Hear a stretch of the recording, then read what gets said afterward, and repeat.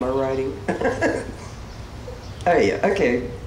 All right, I'm gonna turn this over to Mitch Carmichael right now. He's come from Jackson County to come speak with us, and I welcome him.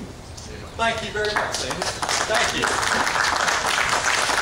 Thank you, everyone. Thank you for being here today, and thank you for your inspirational words, Reverend Hornback. They really were inspirational. I was standing back there just getting fired up more and more as you were talking about it, because while we may be small in number, we are, and it is, small groups of people that fundamentally change the course and the direction of the society in which we live in. So we should be energized by the fact that we're here. The rain has stopped, the sun is shining, it's going to be a great day, and I'm so pleased to be with you. I had, like you say, Sandy, options to go all over the state. I wanted to be here in Parkersburg, West Virginia with the Tea Party because, ladies and gentlemen, on behalf of freedom-loving people all across this state and across this nation, and the nation that and the state that is liberty and freedom is under attack in West Virginia, it is time that we change that, and as a people, as a nation, as a state, stand up and say enough is enough. We're taking back our state.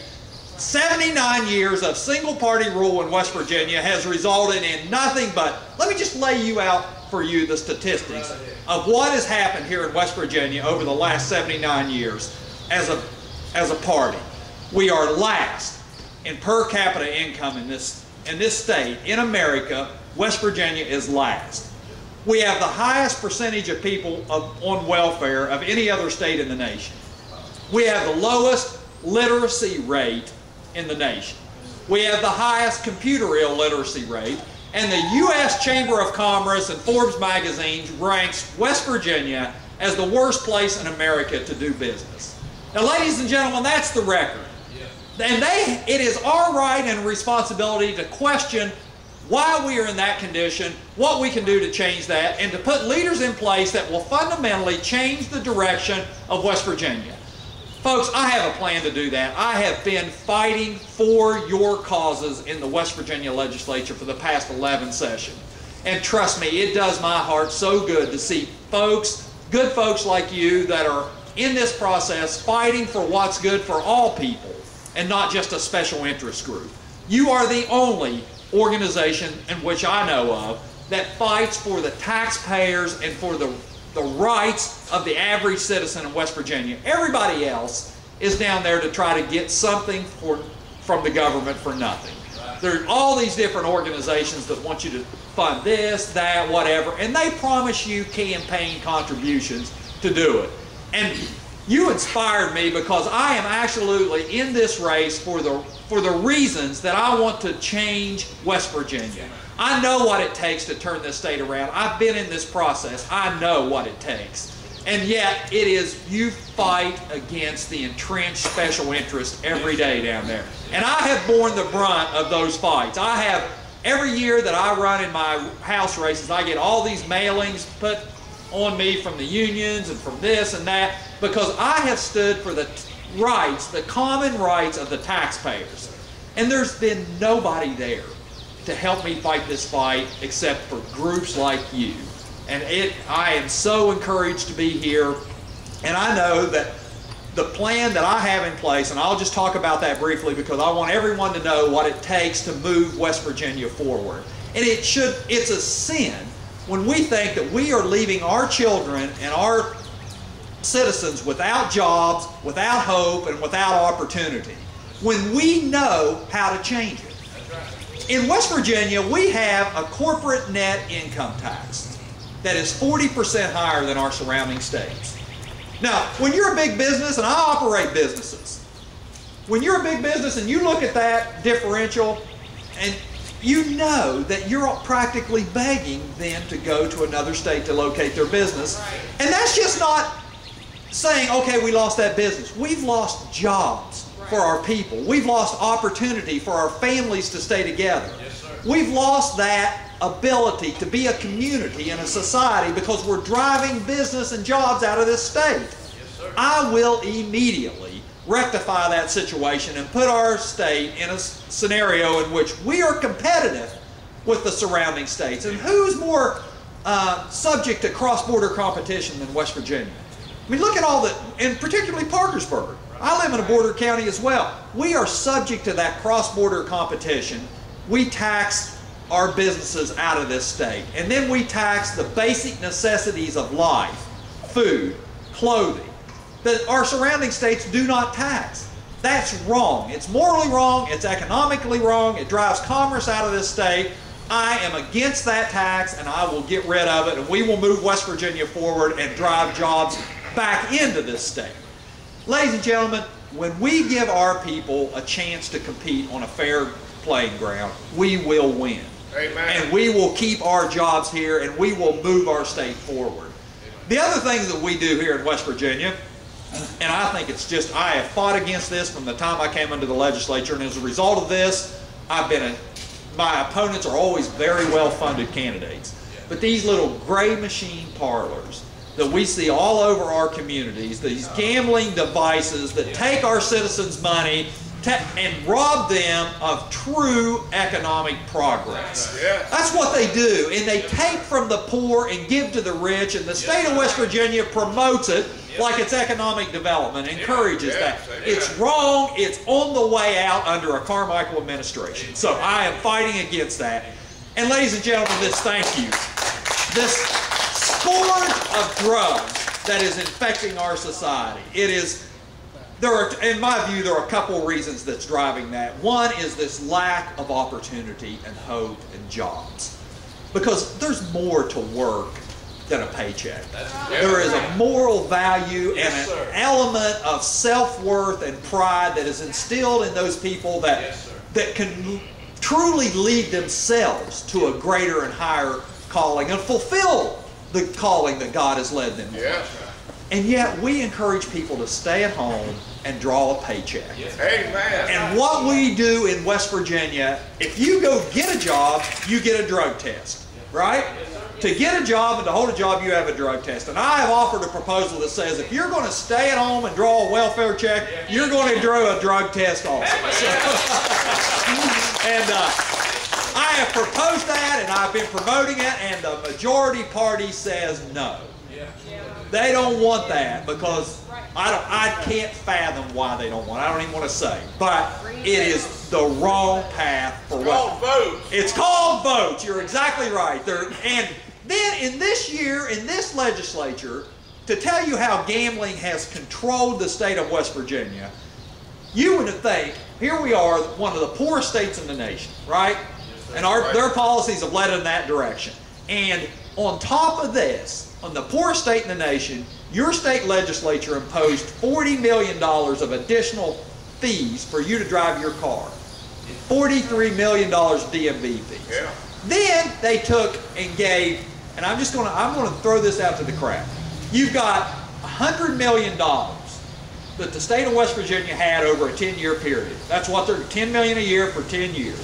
$100 million. Now you've got $100 million. What do you want to do with that? And I answered the question. I told him, I said, look, I want to cut some business taxes and drive some jobs into the state. I want to cut this food tax. I want to provide some health care for people that really need it. And I want to get rid of some other taxes that will fundamentally change West Virginia. You know what your state-controlled Democrat Party legislature did with that $100 million? You're going to be sick when you hear it. More lottery. They gave it to the casinos to buy new slot machines.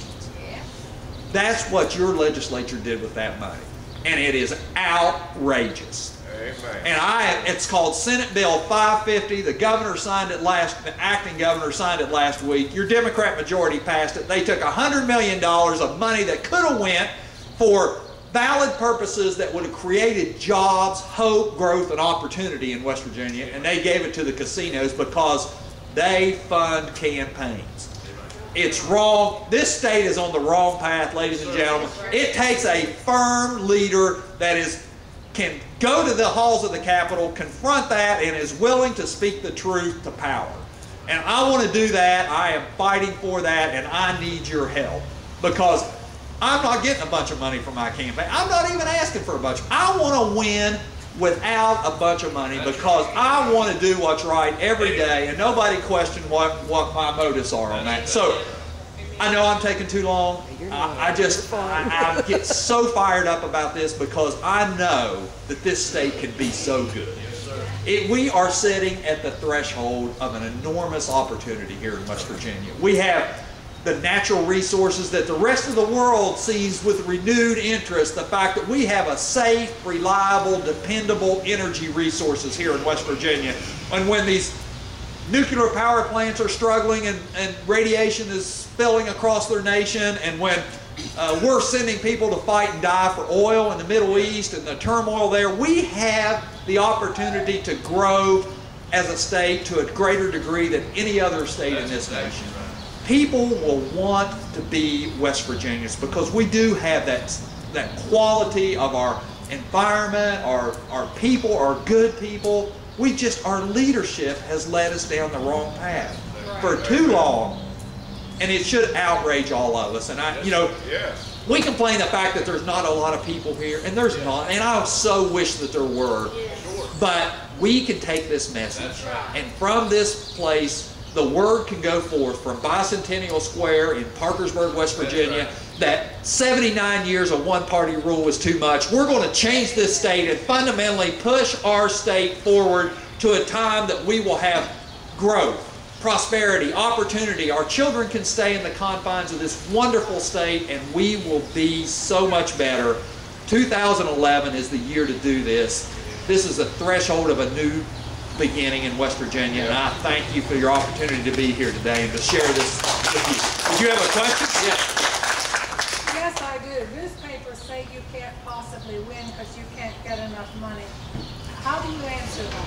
When people say to me, I don't have a lot of money to bring forth my message, and this is a great question because I am going to the people of West Virginia. I'm going to the hills, to the valleys, to the people, and my ideas are the right ones. Yeah. Ideas will sell, and I can energize and get these people to understand the benefit of the program that I offer. And the money itself is, yes, they call it the mother's milk of politics. But I want to break that stranglehold of money on our state. And I'm going to win without a bunch of money. I mean, anybody wants to give me a campaign contribution, I'm more than accepting of it, but I know this, it comes without strings.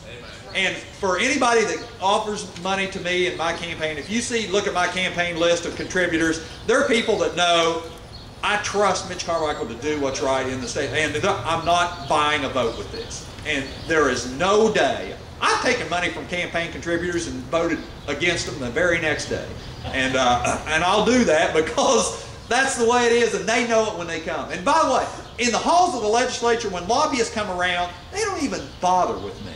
Because, I mean, I respect their opinions and so forth, but they know where I'm at. And, I'll listen to opinions, and I learn from them. I do. I learn from those people. But no campaign contribution is going to influence my vote on anything. And the gamblers would love to send me campaign contributions, but I asked that because the AFL-CIO bragged about getting Manchin elected. Yeah. Well, they give lots of, all three, the primary people in the opposing party, the Democrat Party, that have taken millions from unions. And by the way, I'll tell you what it got them too. This year in the legislature, on the very day that the U.S. Department of Labor announced that the West Virginia's unemployment went up by a full percentage point. We now have one of the highest unemployments in the nation, higher than the national average. That very day, the public employees got a pay raise from the union, or from the Democrat-controlled legislature. So there you are. Money talks, but ideas will win this day. The people in the revolution didn't have all the money, but they had the right ideas. And so, again, thank you so much for your time. Thank you for the question. Look forward to seeing you through this campaign. As a homeschooler dad, I don't know how many of you homeschool in here or don't, but Mitch really stood up for us in the Capitol a few years back. And I mean, I've heard a lot of people speak, and I know a lot of people say things, but Mitch will back himself up. And I'm not saying that. He don't know me from Adam probably as much as meeting us down there every day. But he's a good man. Thank you very much. Thank you. Thank you.